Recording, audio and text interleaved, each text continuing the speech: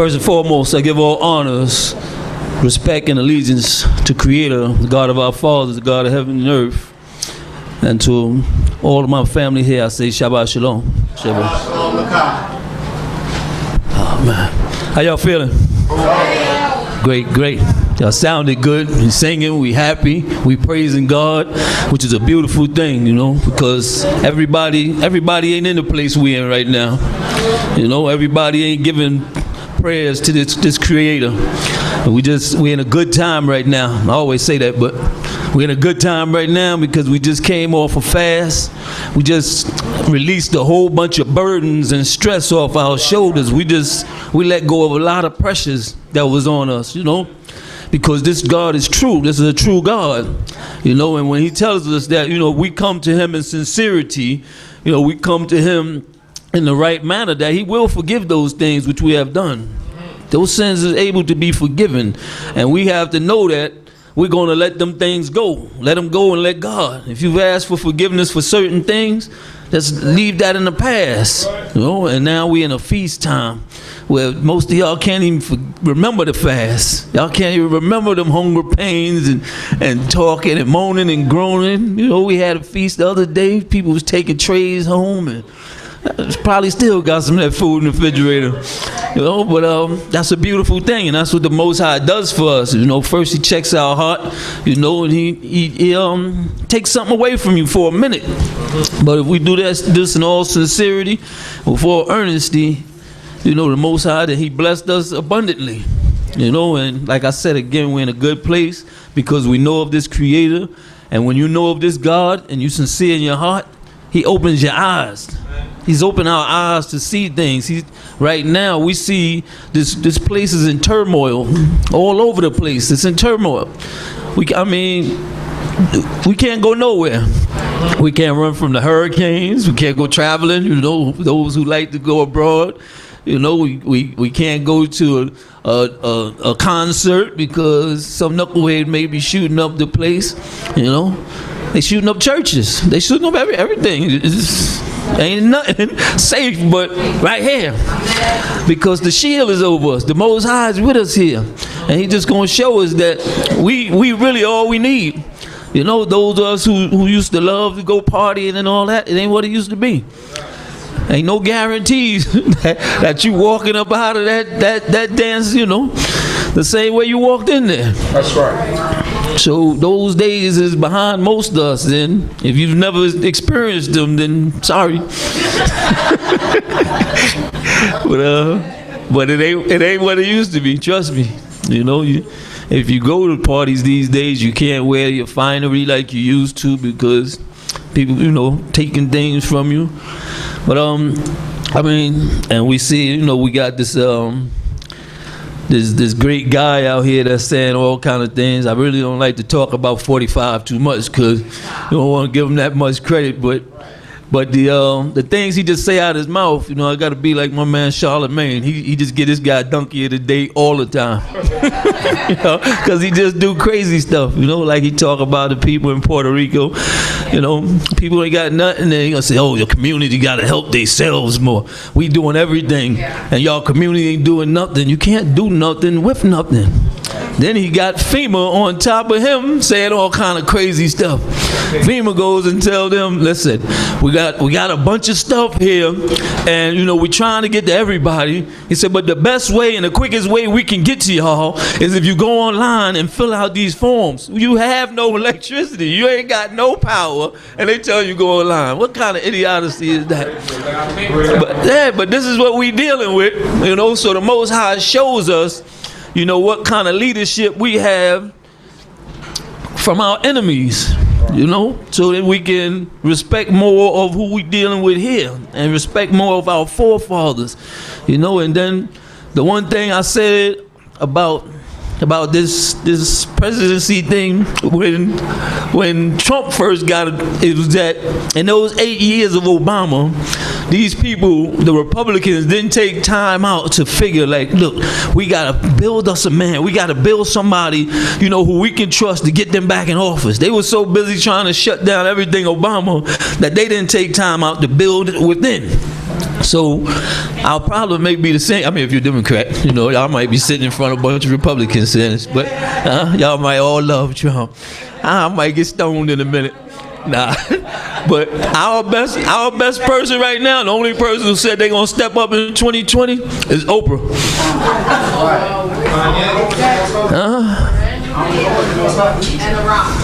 And The Rock said he gonna step up. Wow.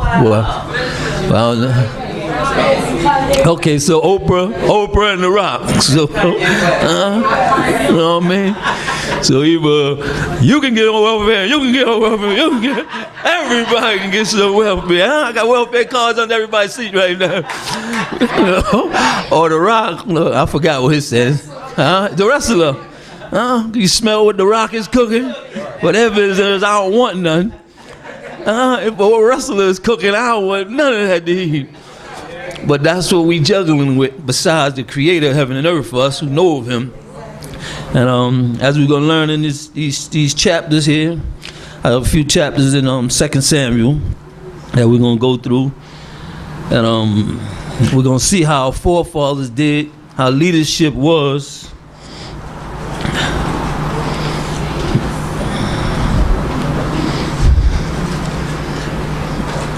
You already there? All right, so we're gonna put these things on. We're gonna read some more about our father, the great King Melech David. Come see. We're in the first book of Kings, chapter 6. Paces, they sacrificed oxen and fatlings. He said they was dancing all night. It said, and David was girded with a linen ephod. Anybody who knows the story of David, King David, we know that, okay, he was king now, but he also had those priestly duties. His priestly things with him. Like if we go back to 2 Samuel chapter 2, verse 1. And it came to pass after this, that David inquired of Yahweh, saying, shall I go up into any of the cities of Judah? And Yahweh said unto him, go up. And said, whither shall I go up? And he said, unto Hebron. So David went up thither, and his two wives also, Ahinoam the Jezreelitess, and Abigail, the wife of Nabal, the Carmelite.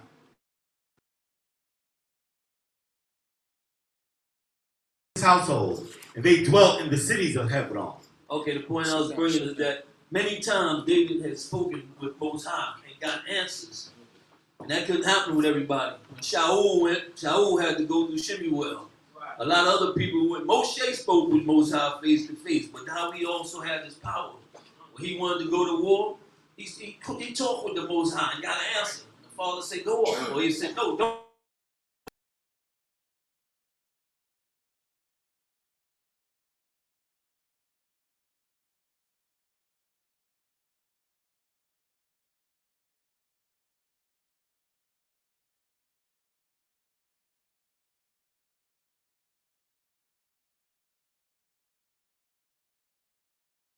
The daughter of Saul, looked out at the window and saw King David leaping and dancing before Yahweh, and she despised him in her heart. Wow, well, it's a lot of different reasons why they say that she despised him. But you know, some people say because he went and got her from her other husband, and then because he was her husband, but her outward being evil to him gave her to somebody else. So we don't know how that went. Then others say because when she came back to him, he had other wives. And we don't even know why she was standing out here, standing at the window, because most of... All right, we can read the next part. 17. And they brought in the ark of Yahweh and set it in its place, in the midst of the tent that David had pitched for it. And David offered burnt offerings and peace offerings before Yahweh. And when David had made an end of offering the burnt offering and the peace offerings, he blessed the people in the name of Yahweh of hosts. And he dealt among all the people, even among the whole multitude of Israel, both to men and women, to everyone, a cake of bread and a cake made in a pan, and a sweet cake. So all the people departed, everyone to his house. All right, as I was saying, like, I don't know why she was standing, because the custom is, if the king and the armies go out to war, usually when they came back, everybody was waiting at the gate. You know, your husband done went out to war, your husband went out somewhere. You usually, unless you're unclean or something, you usually out there when the messengers come back and say, hey, the troops are coming back. You know, that's just like when the Navy and the Army come back. You know, the Navy come floating in, your wife, everybody is waiting for you at the docks. Right. So for us to be standing up there in the window like that, we can't say about it. But now David, being the just king that he was, right, when he came back, he gave offerings, he gave thanks to God, and he dealt out to everybody. You know, whether you went to fight or you stayed home, everybody got something. The big guys, the little guys, because that's the just king he was. Verse 20.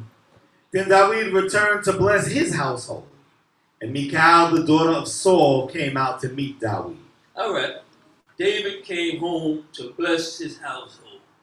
When you go out to war, or when you go out to do something, and you come back victoriously, and after you did that, you say, man, look, I gotta take this home to my Issachar, and this one and that one. So you go in there with joy. You're not expecting a whirlwind that's about to hit him. Come true. And Michal, the daughter of Saul, came out to meet David and said, how did the king of Yisrael get him honor today, who uncovered himself in the eyes of the handmaids of his servants, as one of the vain fellows shamelessly uncovers himself? Okay. How did the king of Israel honor himself today, uncovering himself today before the eyes of his servant maids, as any vulgar fellow might shamelessly and buffoonery uncover himself? Wow. That's what my book says. Like buffoon. This is what she sees from the window, because she's looking at it with an attitude and all that. Look at him out there like a buffoon. All kind of foolery. Making a fool of himself in front of women like that. And this is her attitude. You know, and David don't even know where this is coming from. What comes from? Verse 21. And David said unto Michal, before Yahweh, who chose me above thy father, and above all his house, to appoint me prince over the people of Yahweh, over Yisrael, before Yahweh will I make merry. And I will be yet more vile than thus, and will be base in my own sight. And with the handmaids whom thou hast spoken of, with them will I give me honor. And Michal, the daughter of Saul, had no child until the day of her death. Now this is when you hit from left field. When you come in from praising God, and you come in with all kind of joy in your heart and on your mind, getting ready to say, listen, God will bless this one and that one. I'm taking triple portions home to my Issachar, to my families. Look, I'm tired too. I'm going to relax. I'm be able now to kick my sandals off, and right. You get hit with a blow like that about you dancing and buffoonery, you know, and she forget nothing. You're still talking to the king. That's right. Exactly. You're still talking to the king. Right. This, you know, and as we went to, like he said, we went to a place earlier today, and Chief Prince Hezekiah, you know, he spoke very eloquently, and he talked about women. You know, he talked about Eve. He talked about how in the Apocrypha, you know, that women have that power. They have the power. How did he say it? To feed you, or he said as Eve fed Adam the apple, he said women have the power to feed you. Fruit. Yeah, she fruit. I'm sorry. Thank you for the correction. As Eve fed Adam a fruit, we know not what the fruit was. I just like apples. So women have the power to feed men, but it's whether they feed them good or whether they feed them something that's bad for them. You know, and she came hard at him, so he had to come back hard. Like, listen, I danced before the Most High. I came out of my clothes dancing before the Most High. That's why, you know, I wasn't worried about pulling my shirt back up, and the women wasn't even in my sight. That's right. You know what I'm saying? I couldn't even see him because I had tunnel vision. I was dancing. I'm looking at the ark. I'm thanking God. It just came into our house. I can already see blessings coming. And that's what I'm dancing for. But your short, you know, your little mind, all you see with your husband out there, you know, and from a distance. I mean, but you should inquire. You know, before you just came out straight out at me like that, you should have said, hey, why was you going out like that? You know, all in the streets. Huh? Was you drinking? You a little tipsy? What happened? I mean, ask me first before you just, you know, and a lot of us do, men and women. Exactly. You know, we come, we get our thought path, we get our mindset. You know, I see you from across the street talking to that guy, and already I thought the worst. You know what I mean? But, and then he had to come back. And David said to Michal, it was before Yahweh who chose me in the place of your father and all his household to appoint me as prince over all Israel, the people of Yahweh that I have danced before Yahweh. He said, it's your father that chose me over your father. The creator of heaven and earth chose me in preference to your family, to your house, to your dad, you know? And your brothers, and all your family. And he said, that's who I was giving thanks to. That's who I was dancing for. He said, but he says, and I will make myself yet more contemptible than this. So now I'm come at you even harder. Since you done said all of that, you want to come at me like that, and I will be abased in my own eyes. But by the maids of whom you have spoken, by them shall I be honored. It said, by them same women you out there talking about how I'm acting a fool. It said, that's who's going to be honored me, not you. And then he said, he put away. He said, Michal, the daughter of Saul, had no child to the day of her death. So he never able to build a divorce. He never, you know, say, get on out. No, you just put away. So I make sure you don't, you know, you be with no one else. You just put off. 2 Samuel chapter 7 verse 1, hallelujah. Hallelujah. And it came to pass when the king dwelt in his house, and Jehovah had given him rest from all his enemies round about, that the king said unto Nathan the prophet, see now, I dwell in a house of cedar, but the ark of God dwelleth within curtains. And Nathan said to the king, go, do all that is in thy heart, for Yahweh is with thee. Okay, now, again, it said after David had did this, he brought the ark back. There was no more war. The Philistines, he wasn't fighting them. He wasn't fighting anybody else. Now you sit in your castle. Now, in all this time you're fighting and you're bringing the ark back, you really don't have thinking time. But when you're just sitting there and you kick it in with Nathan, the prophet, you know, y'all talking godly stuff, it comes to you. You're like, wow, man, I'm sitting here in this beautiful house, man. Palace. So look at my house, a palace, man. I got rooms upon rooms. You know, I got all this stuff. And the Most High, the thing is in a tent. The ark, the covenant of the Most High with the laws and stuff is in a tent. Right. So how can that be? You know, and this is not what you think. What's what godly people think once you sit down and you start, you know, meditating on the creator of heaven and earth. What can I do better? I went to camp last week, man. The curtains just look so shabby. Right. You know, the curtain, the chair, I get wobbling in that chair. I got a few extra dollars, man. Right. Let me buy some cubes for the house of God. I done did all this nice stuff for my house. Let me do something for the house of God. These are things that we think of when we sit back and meditate. So as they're doing, they're kicking it around. And Nathan the prophet said to the king, go, do all that you have in mind, for Yahweh is with you. But this ain't, you know, prophets are people too. And he knows David is a godly person. So he's like, yo, man, you got that in your mind, just do it. But prophets, he's not speaking the word of God right now. You know what I'm saying? This is just homeboy to homeboy. You know, do it, man. You got the money, you know what I'm saying? You're good right now. Go ahead and do it. But you come see. Verse 4. And it came to pass the same night that the word of Yahweh came unto Nathan, saying, go and tell my servant David, thus saith Yahweh, shalt thou build me a house for me to dwell in? Okay, now the Most High is talking to Nathan. So now when Nathan go back, he's going back with the word of the creator of heaven and earth. He not using his own words or anything. So now this makes a big difference, comes she. 6. For I have not dwelt in a house since the day that I brought up the children of Yisrael out of Egypt, even to this day, but have walked in a tent and in a tabernacle.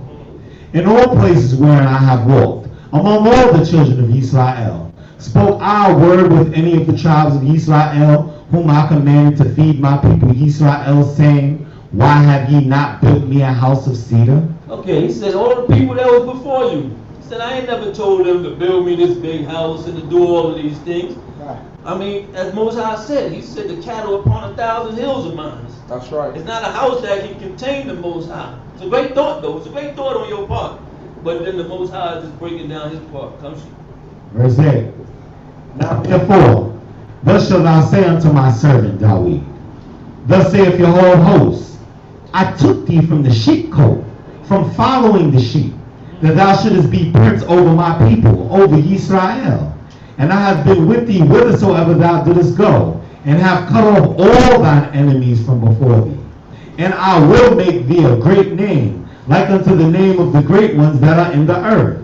And I will appoint a place for my people Yisrael, and will plant them, that they may dwell in their own place, and be disquieted no more. Neither shall the children of the wickedness afflict them anymore, as at the first, even from the day that I commanded judges to be over my people Yisrael.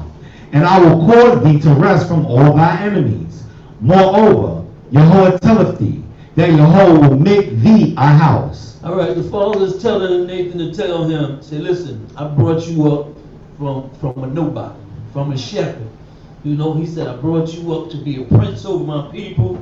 You know, I thought of you, I seen the inner you. You know, when people see the outer appearance, you know, I didn't pick none of your brothers over you, although they were bigger than you and stronger than you. I picked you for a reason. Come see. 11, 12, Slika. When thy days are fulfilled, and thou shalt sleep with thy fathers, I will set up thy seed after thee, that thou shalt proceed out of thy body.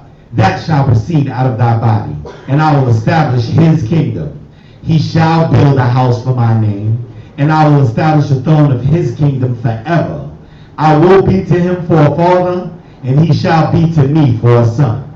And if he commit iniquity, I will chasten him with the rod of men, and with the stripes of the children of men. But my mercy shall not depart from him, as I took it from Saul, whom I put away before thee. And thy house and thy kingdom shall be made sure forever before thee. Thy throne shall be established forever. All right, and then now the Most High is telling them to tell David. He said, look, I'm going to build your house. He said, your sons are going to be with me forever. He said, I'm going to have an everlasting kingdom with them. And then people ask, he said, okay, well, I mean, later on we're going to read some things that King David did. But they say, well, why did Saul get his whole family cut off? And the Most High is telling David here, even in times when your children may stumble and do that which is wrong, he said, I'm going to chastise them, but I'm not going to take away the whole kingdom from them. And then some say that Saul's thing, which he did against the Most High, was like a direct order that the Father gave him. You know, he said, listen, kill everything. Kill the women, kill the children, kill the fish. And Saul, they say he went against a direct order from the Most High. And on David's part, David did a sin, but his sin was more like, I gonna say common, because it's a death penalty, but it was a sin not directly at the Most High. You know, he sinned, even in going against Yeriel and going into Bathsheba, it was a sin. It was a sin worthy of death. But I'm trying to get this away. But it wasn't like directed. Right. You know, like carnal yeah, sin. Like it was the carnal sin. It's like you can disrespect your parents straight to their face. The Abba can tell you something, and you like, no, Abba, I ain't doing it all. Or you go directly against what he said to do. Or there's a sin where, like I told the brother, you put $20 down and you walk out of the room, and and if it's not direct, I need the $20 or whatever. But the sin ain't directly at you. He didn't see you put it down. He just sees $20 there. He take $20. So it's kind of a different kind of sin. Which it's sin We is sin, bro. understand. How you do? Yeah, we understand. I get you. And I was confused myself so bad. We got I had it on the paper with the paper yeah, but you know, the direct sin that the Most High told him to directly kill everything, and he didn't do it. And yeah, he did a presumptuous sin against the Creator. And David did a sin like a spur of the moment type thing, which is also still a different concept. Verse 17. According to all these words and according to all this vision, so did Nathan speak unto Dawid. 18. Then Dawid the king went in and sat before Yahweh, and he said, Who am I, O Yahweh God, and what is my house that thou hast brought me thus far? And this was yet a small thing in thy eyes, O Yahweh God, but thou hast spoken also of thy servant's house for a great while to come. And this too after the manner of great men, O Yahweh God. And what can Dawid say more unto thee? For thou knowest thy servant, O Yahweh God. For thy word's sake and according to thy own heart hast thou wrought all this greatness to make thy servant know it. Therefore thou art great, O Yahweh God, for there is none like thee. Neither is there any God beside thee, according to all that we have heard with our ears. All right, so now David, in hearing these words, then he came back and he said, like we all should, when we read this thing, or when we want things like a place of our own, we should go before the Most High, like right after Yom Kippur, while things is fresh on us, and say, Father, you know, first of all, he said, who am I? You know, I'm a lowly person. You know, Father, I'm lowly, but I come before thee and ask thee for this, or I ask thee for that, because the Most High is the only one who can give. He's the only one that can hear our prayers and deliver, like on the spot. So we, you know, when we feel ourselves and we feel like we're in a good place, which is the best time, it's not when you're in time of trouble, when your back is against the wall, we cry out. We're in a good time right now. We feasting, we eating, we just came off a fast. Everybody feel energetic. This is the time when you gotta, because the Father can read our hearts, but He want to hear words. That's why I'm talking about the $20 thing. When you know that your son took the 20 because he the only one that was there, and you come before you want to hear him say, Abba, I took the $20. You know, I didn't know it was laundry money, but I wanted to go to movies with the brothers. You know, I took it and, you know, I worked it off, and I'm sorry, Abba. You want to hear that rather than, you know, just knowing that he took it and he never said nothing. Yeah, and he might give you $20 every time he get paid for the rest of his life.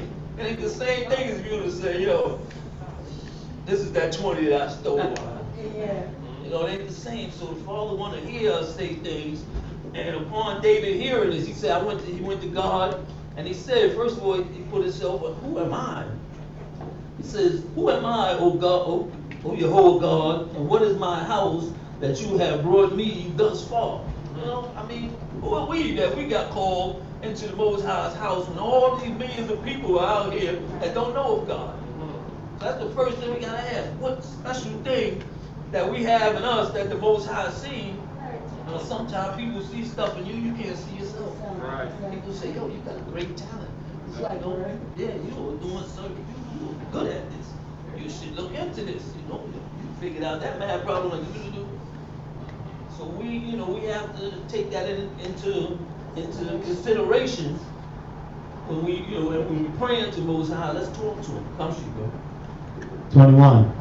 For thy word's sake and according to thy own heart hast thou wrought all this greatness, to make thy servant know it. Therefore thou art great, O Yahweh God, for there is none like thee. Neither is there any God beside thee, according to all that we have heard with our ears. And who is like thy people, like Yisrael, a nation one in the earth, whom God went to redeem unto himself for a people, and to make him a name, and to do for thy land great things, and tremendous, even for you, in driving out from before thy people, whom thou didst redeem to thee out of Egypt, the nations and their gods. And thou didst establish to thyself thy people Yisrael, to be a people unto thee forever. And thou, Yahweh, becamest their God. And now, you made an everlasting promise to us, Most High. And we know you are the one who doesn't break promise. When you first made the promise with Abraham, that saved our lives. That made us know that we not getting cut off. You can kill yourself, but the Most High said he ain't gonna cut this nation off. When he talked with Moshe, he said, you brought us into an everlasting covenant to know that you are our God. You know, who is this people, Israel? Why you took so much account of them? 25. And now, Jehovah God, the word that thou hast spoken concerning thy servant and concerning his house, confirm thou it forever, and do as thou hast spoken. It said, Most High, these things that we read in this book, if we should be pleasing in thy sight, and if you should see any favor in us, please do the words that you promised to our fathers. Please take us up out of this place where we at right now. And this is our prayer. Come see. 26. And let thy name be magnified forever, that it may be said, Jehovah hosts is God over Yisrael. And the house of thy servant Dawid shall be established before thee. For thou... He said, let thy name be magnified forever. And this is another good thing about why we are rejuvenated right now, where we're in a good place. You know how many people have just inquired of the book and why I live the way I live just in the last few days, just in the last few weeks? Oh man, I see you doing this. Like I tell a brother I know for years. He see me coming out the building today. Yo, I was talking to my man, I was cutting his hair in the barbershop. He's an Israelite too. And he was, I tell him about the Israelites that live on my block, and, and he was telling me a lot about the fast and the feasting y'all doing now. And I told him, I said, as soon as I get back to the block, I'm gonna ask you, man, and kick it with you.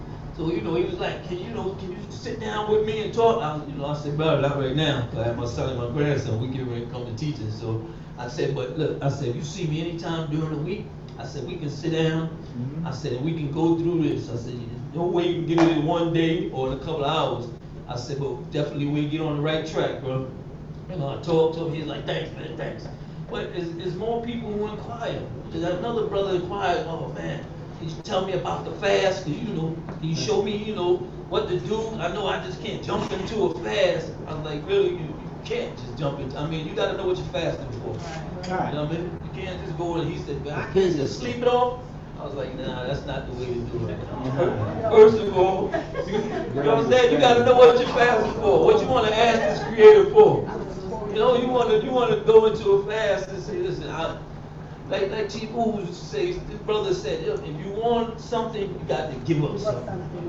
And when we want the attention of the Most High, and we did this as a unit, when we started fasting and praying, the Most High, you seen that, he's like, okay, they gave her food, they gave her water for this day, they did this, and he can see giving you your request, giving you the Most High, can you take away this sin from me?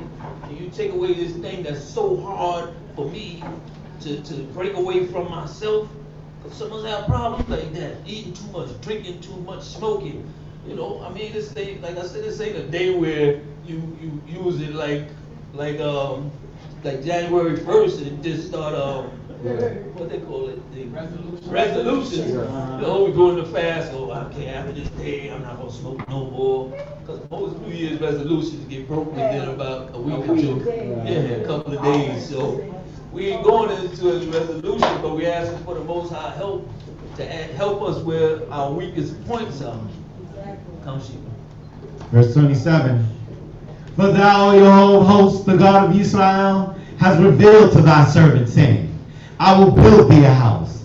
Therefore has thy servant taken heart to pray this prayer unto thee. And now, O Jehovah God, thou alone art God, and thy words are truth. And thou hast promised this good thing unto thy servant. Now therefore let it please thee to bless the house of thy servant, that it may continue forever before thee. For thou, O Jehovah God, hast spoken it, and through thy blessing, let the house of thy servant be blessed forever. Hallelujah. Hallelujah. And these are just references to us. As we read this prayer from Elect Dawid and those psalms which he had written in different times of distress in times of joy. This can be a reference to us, along with our own words, because we got similar problems, but we all don't have the same problems. So when we kneel or we stand or prostrate or when we come before the Most High, because there's no one way to come before Him, that we should look at unto our forefathers and see what the things they asked for and the humility in which they used, and we should go before the Creator with that humility. But let's all definitely go before the Creator, because we know not who He's going to hear. Exactly. So we all, we all fasted together, we all did certain things together.